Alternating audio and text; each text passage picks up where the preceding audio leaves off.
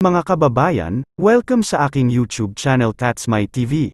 Ito na nga mga kababayan, breaking news ngayon, nagsalita na si Pastor Apollo Quiboloy sa pag-uusig sa kanya ng gobyerno at ng Estados Unidos.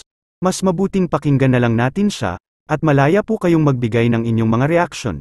At kayo na ang humusga.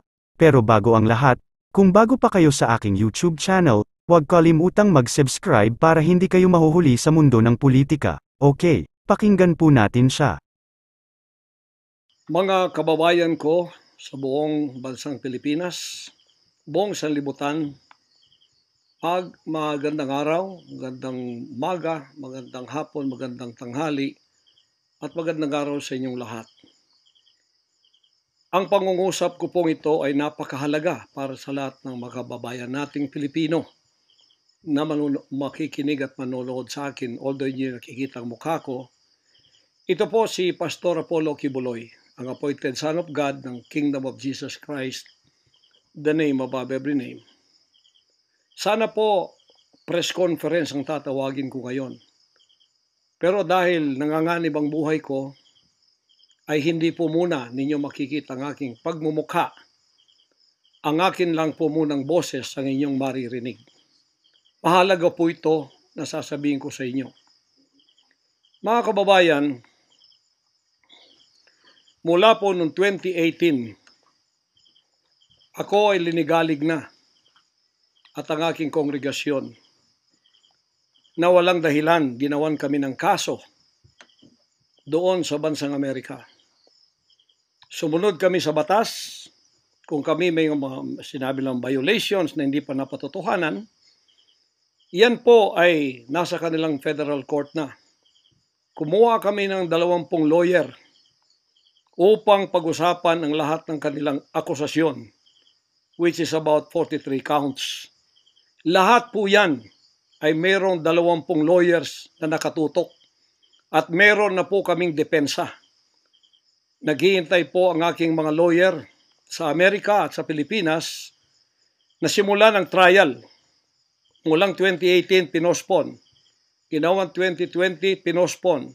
Ginawang 2022, pinospon. 2021, ganun din. 2023, sana ipopospon. Pinospon pa rin.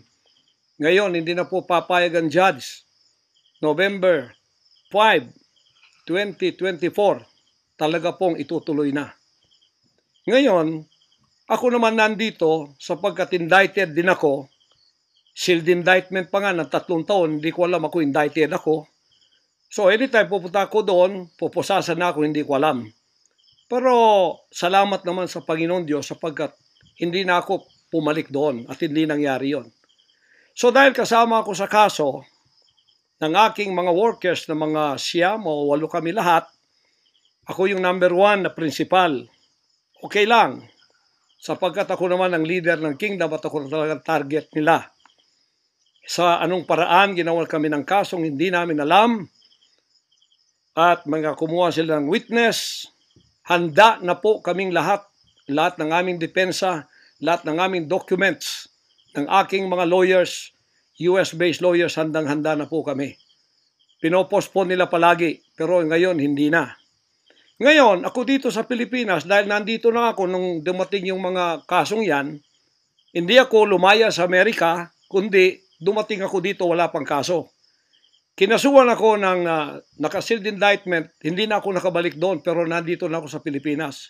So hindi po ako tumakas.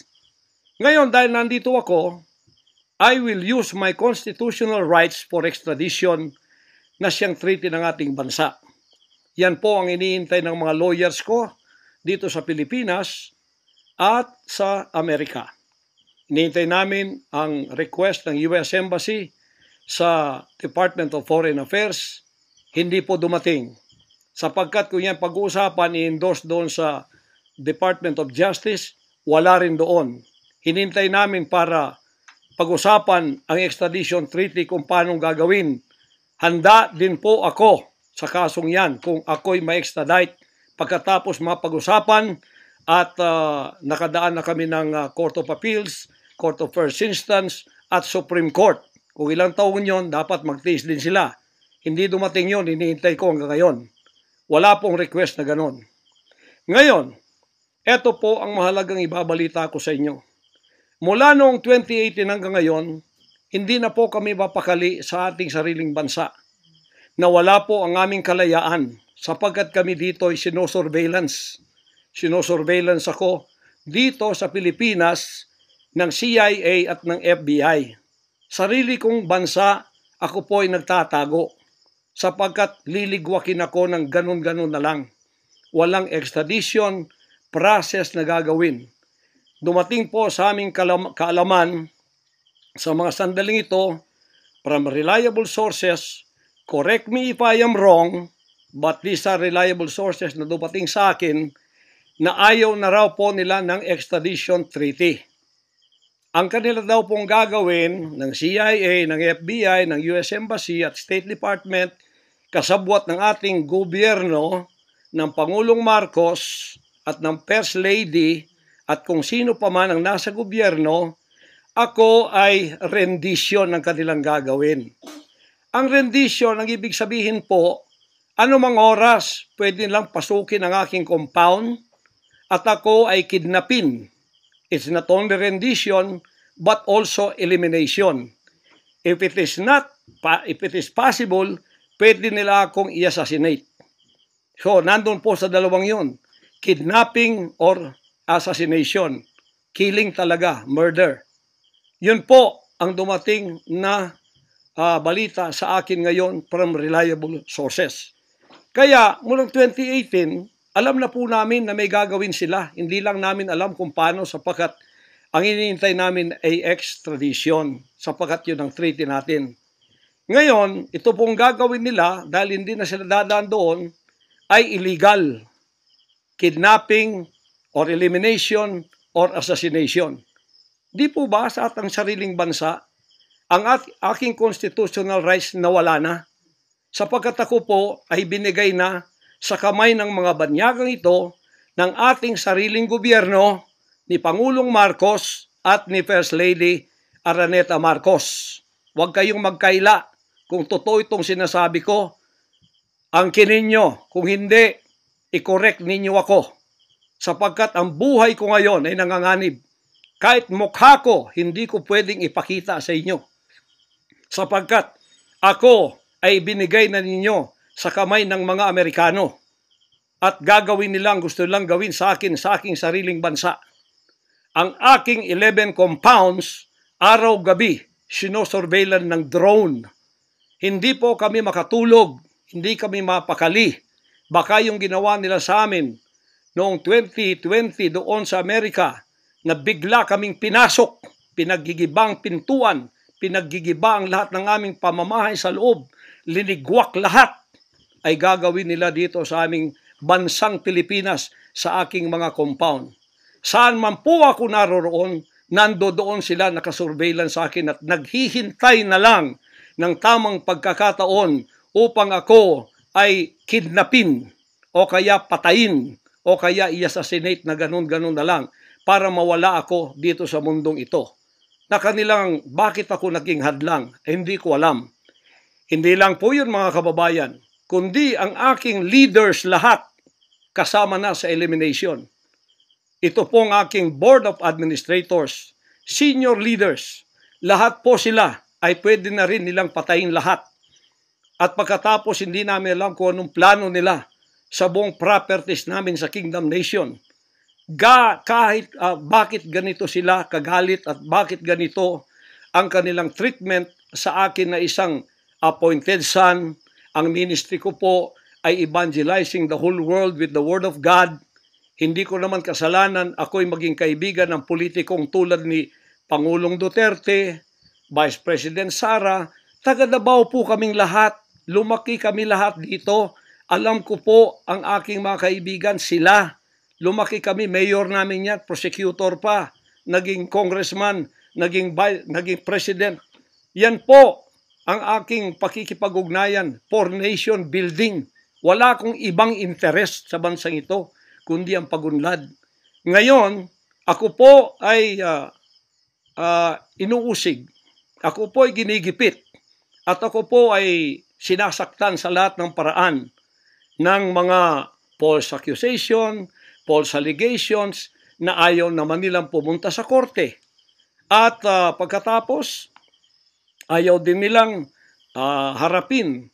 ipaharap itong mga false accusers na pinaggagawa nila to destroy my reputation para idamay sila Duterte family doon sa kapupuntahan ng mga investigasyong walang kakwenta-kwenta. Hinamon ko na kayo, punta kayo sa korte. Ayaw ninyo, ikaw, Risa Hontiveros, ikaw, kayong tatlo dyan na nasa kongresong puro leftist. Hinahamon ko kayo, sabi ko, pumunta kayo sa korte sapagkat ang SMNI, walang kasalanan, ginurgur ninyo sapagkat idinadawit ninyo kami sa politika. Nalis ninyo ang aming malayang pagpapahayag, ang aming press freedom, pati ang liberty ko na, ang aking freedom, ang aking constitutional rights. Wala na po. Palagi kaming nagtatago. Palagi kaming lumilingon sa likod namin sapagkat hinahabol kami. Nakapalibot sa amin ng mga CIA, alam namin yon. FBI nandyan din. Pinag-usapan na ito dyan sa State Department. At ang reliable sources dumating sa akin. Ang ulo ko po ngayon, may patong na $2 million or 100 million pesos ang ipinatong sa ulo ko. Baka yan ay madagdagan pa kung may maunang makapatay sa akin. Ano ang nangyayari sa bansa natin? Ngayon, mga kababayan, ay meron pa pong gagawin daw sila sapagkat meron na daw silang search warrant. Pagkatapos daw, isi-search ang aming lahat ng compound. At hindi daw kami papayagan na merong witness na sasama. At ang balita namin, kung ito'y totoo, sa reliable source ay nagsasabi na paplantingan daw kami ng bomba, guns, and drugs sa aming mga compound. Yan po ay aming babantayan.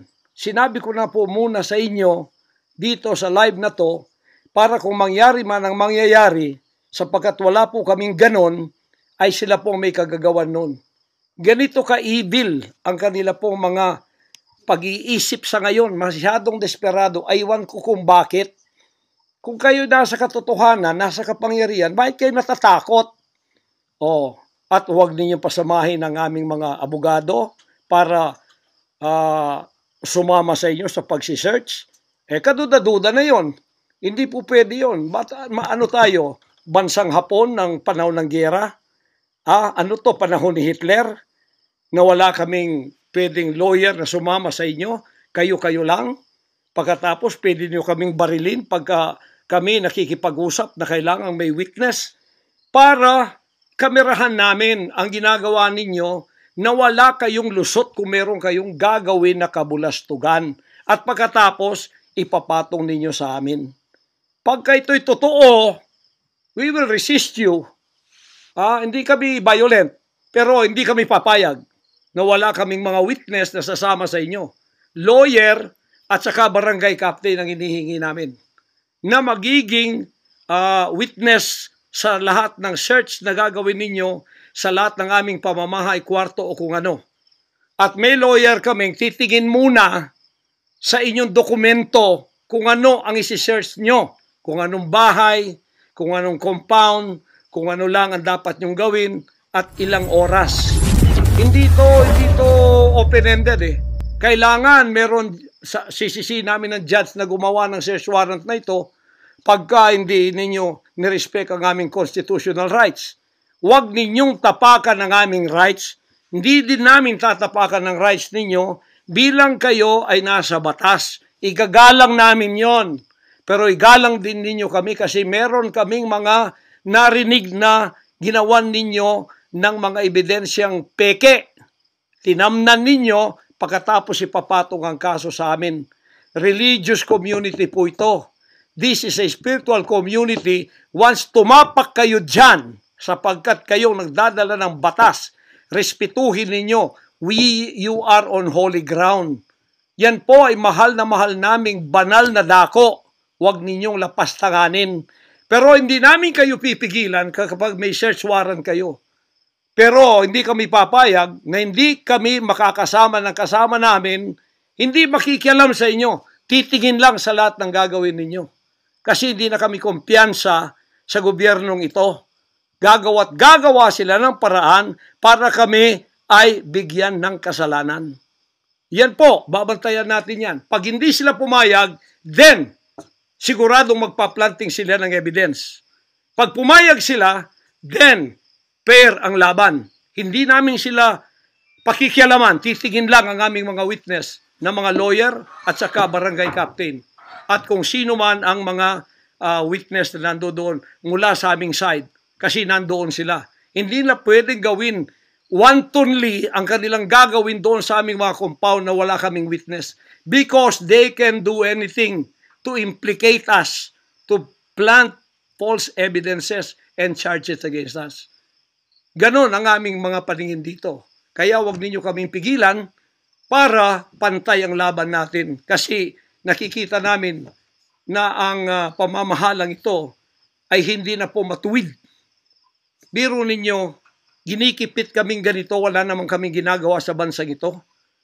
Sinabi ko na muli, hindi kami nagdi-deal ng drugs, hindi kami violenting tao, hindi kami terorista, mangangaral kami ng mga salita ng Diyos. In fact, dito sa aming compound sa Tamayong, kami ang nakapagbigay ng peace sa mga kababayan nating sinisila ng CPP and PNDF, tinatakot at pinapatay. Ngayon, wala na sila, may peace na kami. Eto namang gobyerno natin, eto ang ginagawa nila sa amin. Biro ninyo mga compound na religious ng Kingdom of Jesus Christ, ginaganito nila. Pero yung pagnanakaw nila sa gobyerno, wala silang sabi. Tiklop, bibig. Hindi sinisearch ang mga bahay na pinagbibili nila. Nagamit ang pera ng gobyerno. Anong klase kayo? Sige, gawin ninyo ang gusto nyong gawin sa amin. Pero kami tatayo sa aming constitutional rights. Whatever happens. Tatayo ako sa kalayaan ko sa bansang ito na pinakamatyan ng aking mga national heroes. Yan mga kababayan, bantayan po natin. Hindi po ako magpaparesto sapagkat ako po ay siguradong papatayin.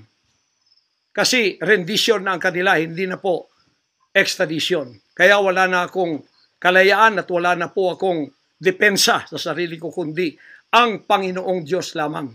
Kung paano itinago ng Diyos si Elijah sa evil woman na si Jezebel nang nagpakain sa kanya ay mga ibon na lang. Ganon din ang gagawin ng Diyos sa akin. Hindi ako ibibigay sa kamay ng masasama pag ganito ang pamamahala. It's an evil, unrighteous administration. I am telling you that. Bantayan natin to mga kababayan ko. 73 years na po ako. Magse-74 years na ako dito. Lahat ng administrasyon na daanan ko na. Lahat ng mga naging pangulo. Mula kay Diosdado Macapagal. Mula po sa malit pa ako kay Magsaysay. Kay Carlos P. Garcia. Kay Diosdado Macapagal. Kay Marcos Sr., kay Cory Aquino, pagkatapos kay Ramos, pagkatapos kay Gloria Macapagal, pagkatapos kay Erap, pagkatapos kay Ramos, pagkatapos si Aquino, Noynoy, pagkatapos ang ating Pangulong Duterte. Wala po kaming nadaanan ganito na ginigipit kami sa aming sariling bansa ng mga dayuhan. Nakasabwat ang ating pamahalaan na aking sinuportahan pa naman noong nakaraang eleksyon. Tandaan mo, President Bongbong Marcos, First Lady Lisa Marcos, pati ikaw Martin Romualdez, hindi kayo dyan ngayon kung hindi kayo tinulungan ng SMNI at ng buong sangkatauhang Pilipino. Naniwala sila sa amin sapagkat ang SMNI lamang ang may credibility. Noong panahong yon hanggang ngayon. Ngayon, anong ginawa ninyo? Pinaggagawan ninyo kami ng kasalanan, inilagay ninyo kami sa kahihiyan, pagkatapos ibinilanggupan ninyo ang dalawa naming mamamahayag, pagkatapos inaapi ninyo kami ng ganito-ganito lang, ang aming pong tolerance, it has come to the rim. Our tolerance has been to the roofs already. Alam ninyo, hindi na po biro itong nangyayari sa bansang ito. Kung pababayaan po natin ang ganitong mangyayari ng mga dayuhang tulad ng Amerikano, CIA, FBI, State Department, US Embassy, gigipitin tayo with the connivance of our own President and First Lady and other members of the Congress. Kung pababayaan natin ito, nangyayari sa isang Pilipinong tulad ko na gumagawa ng kabutihan, trying our very best para makatulong kami, humanitarian, Children's Joy Foundation, dinemonize kami, kinriminalize kami. Biro nyo, ginagawa ninyo dangerous criminal organization ang Kingdom of Jesus Christ. Buong sanlibutan, ang akin pong 38 years na munga ng mga 6 hanggang 7 milyong kaluluwa na niwala sa katwiran at nagbago ang buhay. Ngayon, ganaganito niyo ako ng dahil sa inyong politika na ang aking itinataas naman ay mga leader na tama tulad ni Duterte. Kasalanan ko ba yun na maniwala ako sa isang leader na matuwid at akin siyang itaas? Pagkatapos ganito kayo kadesperado para ako'y patayin at ang lahat ng aking mga senior leaders papatayin din hanggang yung mga leaders na pwede pang pagkatiwalaan papatayin ninyo. And then you take over all of our properties and compound. Pagkatapos, lilinlangin ninyo ang mga tao. Pagkatapos, magtatayo kayo ng sariling korporasyon. I-incorporate ninyo doon ang lahat ng properties na pinaghirapan, blood, sweat, and tears ng aking mga members all over the world. Tapos, biglang-bigla, ililipat ninyo doon sa inyong bagong korporasyon. At pagkatapos, itataas ninyo ang kamay ng isang tao tulad ni Bandari at sasabihin niyo, ito ang leader ninyo ngayon. Ano ang Kingdom of Jesus Christ? Political government? Hindi po ganon. Mangyari ng mangyayari. Hindi po papayagan ng Panginoon Diyos ang mga bagay na itong nangyayari sa ating bansa sa mga sandaling ito. Kung ako, mabuting tao, kung ako nangangaral ng katuwiran, kung ako tumutulong ng kusang loob at hindi nagpapautang loob kanino man, ginaganito ako. Sino pa kaya kayo, mga kababayan ko? Bumukas na po ang mata natin. Magkaisa na tayo at alisin ang evil administration na ito na siyang ginagamit ng masamang espiritu upang ang kadiliman ay bumalot sa buong bansang Pilipinas. Alam ko, mahal ninyo ang Pilipinas, mga Pilipino. Naghihintay lang tayo ng tamang pagkakataon. Meron pa bang ibang pagkakataon? Tingnan niyo nangyayari sa Kongreso. Tingnan ninyong korupsyon. Tingnan ninyong droga. Mismong ating presidente, mismong kanyang pamilya, inakusahang druggists, inakusahang mga drug addicts. Wala tayong ginagawa. Mismong Pangulong Duterte na nagsabi niyan. Mismong naririnig natin araw-araw, durugista siya. Pagkatapos, kami pa ngayon ang inaapi-api sa aming paglilingkod. Pagkatapos sila ay mga kriminal na nakaupo dahil may kapangyarihan. Kami ngayon ang liligwakin nila. Hindi ba yan karumal-dumal sa harap ng ating Panginoon Diyos? Hindi ba yan ay isang pamamahalang hindi tama? Si Nebukadnezar, pinakain ng damot, ginawa siyang hayop. Ang kanyang anak si Belshazzar, nakakita ng handwriting on the wall. Pagkatapos, inalis ang kaharian sa kanya at ibinigay kung sino ang magiging matuwid na haharap sa Panginoon Diyos.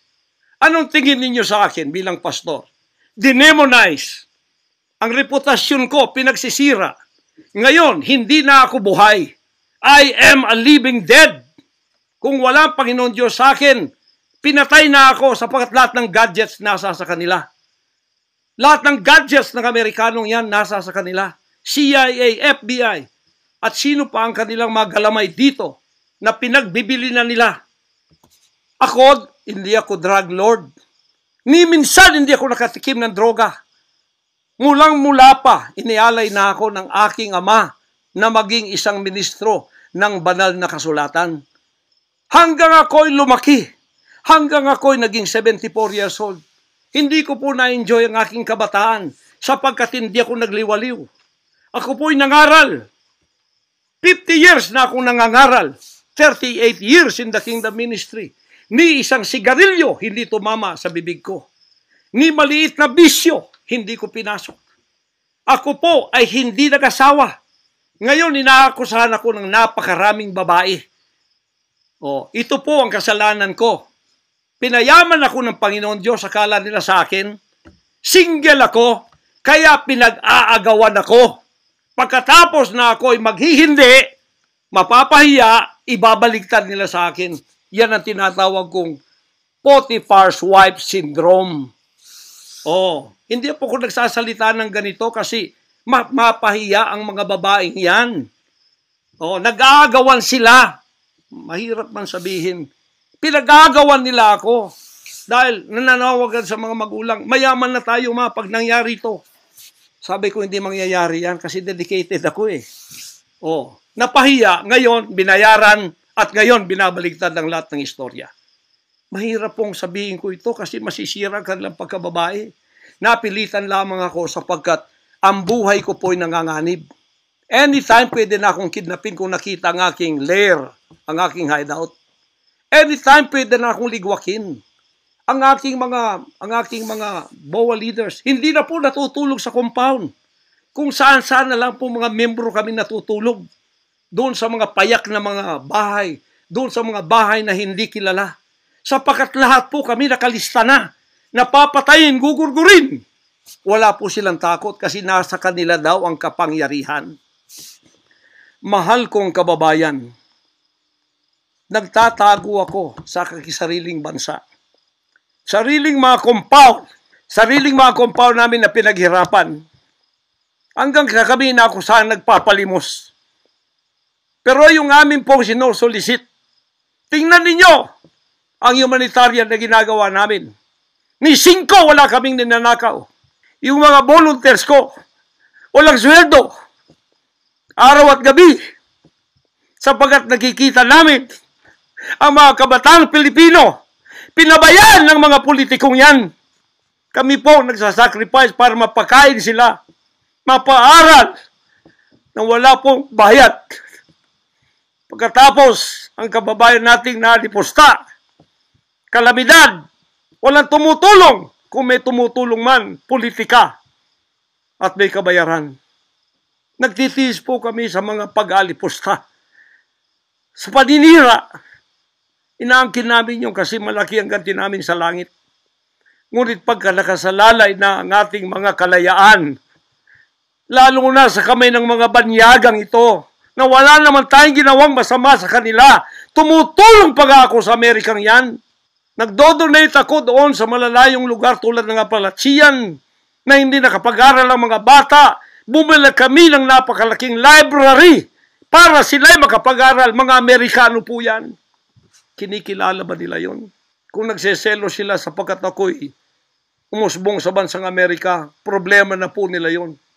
Kung ako'y binigyan ng ama ng isang sasakyang panghimpapawid para hindi ako madelay sa aking worldwide na gawain, kasalanan ko ba yun? Kung ako binigyan ng pampalipad na helicopter dito para mapuntahan ko lahat ng aking satellite sa buong Mindanao, Pilipinas, kasalanan ko ba yun? Kasalanan ko ba na ako'y magkaroon paralan para makapag-aral ang mga bata na walang bayad?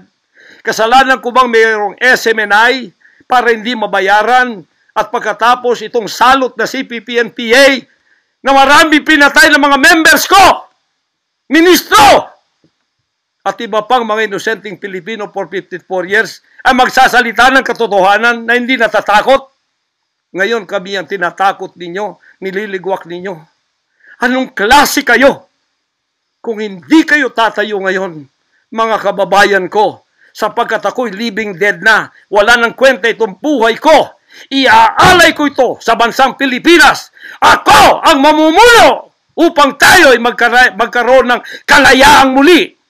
Unang-una sa akin, sa aking kababayan, sa Kingdom Nation, sa aking mga leaders na papatayin din, at sa lahat ng Pilipino nagmamahal ng kalayaan. Tatayo ako! At ako ang mamumuno sa bansa ito para sa katwiran at takot sa Diyos, para ibalik ang ating kalayaan at ang ating kaligtasan mula sa kamay ng mga banyaga na pinakamatyan ni Rizal, ni Bonifacio. Gayon ang panahon ng pagtayo. Ayaw ko pong gawin ito. Hindi ako politiko. Ang misyon ko ay isang pastor, isang alagad ng Diyos. Appointed son, magligtas ng kaluluwa. Ngunit hindi nyo kinilala yon. At ngayon sinisikil ninyo ang aming kalayaan na ma-enjoy namin ang labor namin for 38 years. Blood, sweat, and tears. Ang gabi ginagawa naming araw. Hindi kami nagmolestiyan ng ibang tao. Lumago ang bansang Kariyan. Ngayon, you are envying and jealousy. Gusto niyo kaming i-put down. Mapipilitan akong pupunta at mamumuno sa bansang ito para sa katwiran. Sasabihin ko sa inyo, pag ito'y kalooban ng Diyos, gagawin ko. Ngayon din, sapagkat ang buhay ko ay wala ng kwenta. Papatayin din naman nila ako. Ngayon, tatayo na ako para sa kalayaan nating lahat. Mahal kong mga kababayan, ito po ang mahalagang mensahe ko sa inyo sa mga sandaling ito. Hindi ko po uurungan ang sinumang gumagapi sa bansa ko at sa aking kalayaan na ako mismo nagtatago sa aking sariling bansa within 74 years. Hindi po nangyari ito ngayon lang. Pangulong Bongbong Marcos, akala ko matuwid ka na tao. Ikaw, First Lady, akala ko matuwid kang tao. Totoo ba yung ginagawa ninyo riyan na meron kayong mga sex orgies at meron kayong mga drug session na nagliligwak kayo ng drug, sumisingot kayo ng drug habang nagsesex orgies kayo? Totoo ba ito? Totoo bang kayo ay may mga session ng nagarkila kayo ng mga voodoo expert from Africa, pagkatapos mga witchcraft sa India, at ang inyong session Martes, at pagkatapos Biyernes dyan sa Malacanang upang inyong aswagin, i-witchcraft ako, Vice President Sara, at Pangulong Digong, at ang lahat ng tutol sa inyong paglilingkod. Biro ninyo, naging demons na kayo. Nag-devil worship na kayo kung totoo man ito. Nag-devil worship na kayo kung totoo man ito. Para lang kayo ay manatili sa kapangyarihan. Para lang kayo ay humawak ng aming pera, hindi ninyo pinaghirapan. Kami po ay nagbibigay ng taxes. Lahat ng aking kingdom materials from China, may taxes lahat yan. Milyon-milyon ang aming binabayad. Ngayon, ginagawa pa ninyo sa amin ito? Matuwid ba kayo? President Bongbong Marcos, Lisa Marcos, makinig kayo. Totoo ba na gumawa kayo ng aksyon kasama ng FBI na ako ay nyo nang ipaligwak at binigay sa kanilang kamay? Kaya't sila'y gumagawa ng ganito with impunity sa aking sariling bansa. Kung ganyan ang ginawa ninyo, I will not honor you. I will not respect you because you did not honor me and you did not respect me. You are no longer worthy to be our trusted leader. Mabuti pa, hanggang maaga pa, Bongbong Marcos, Lisa Marcos, Martin Romualdez, bumaba na kayo sa posisyon. Mag-resign na kayo sapagkat hindi hihinto ang tinig na ito habang naririyan pa kayo. Mga kababayan, tatayo ako sapagkat patay naman lang din ako.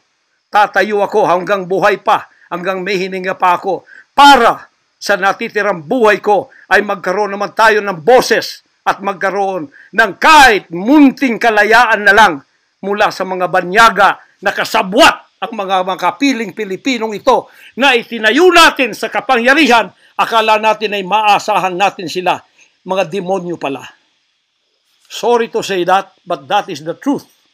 If that is not the truth, then tell me. And you cannot judge me. You cannot condemn me. I am dead already. I am a living dead in your book. CIA, FBI, State Department, USA. Gawin ninyong gusto ninyo. Ngayon na nakapagsalita na ako, lalantad na ako. Hindi na ako natatakot.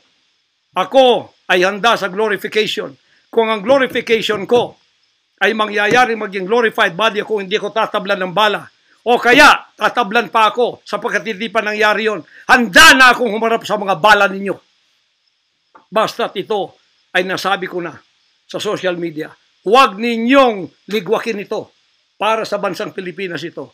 Mahal ko po kayong lahat. Pagpalain natin ang ating bansang Pilipinas. Pagpalain tayo ng ating buting Diyos. Pagpalain at ipigay natin ang lahat ng kapangyarihan sa Kanya. At tandaan ninyo ito, hindi mananaig ang kadiliman sa bansang ito habang may boses na ganito. Sumunod po kayong lahat at tayo ay magkaisa ngayon para itaas ang bandila ng kalayaan ng ating bansang ibinigay ni Rizal ang kanyang dugo. Ibinigay ng ating mga heroes ang kanyang dugo. Ngayon, itong mga slaves na to ay hawak ang liig nila ng mga banyaga at tayo ay ipinagbili na sa kanila. Hindi ako papayag hanggang ako'y may buhay at hilinga. Total, patay naman din ako sa inyong libro. Okay na ako sa buhay ko. Masaya na ako. Meron na akong accomplishment. Handang-handa naman ako pumunta ng langit noon pa. 50 years ago, I was ready to go to heaven because I have been there thousands of times and I saw my mansion there.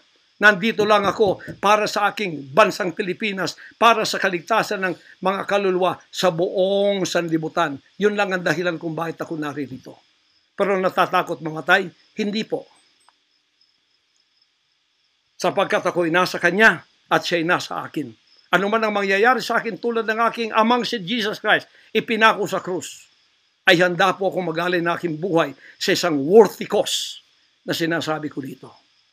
Magandang gabi po, magandang araw sa inyong lahat. Hanggang dito lang, pagpalain tayo ng ating dakilang Ama. Sa Kanya lahat ang kapurihan at ang kapasalamatan at ang kaharian magpakailanman ay mananaig dito sa ating bansa at sa buong sanlibutan.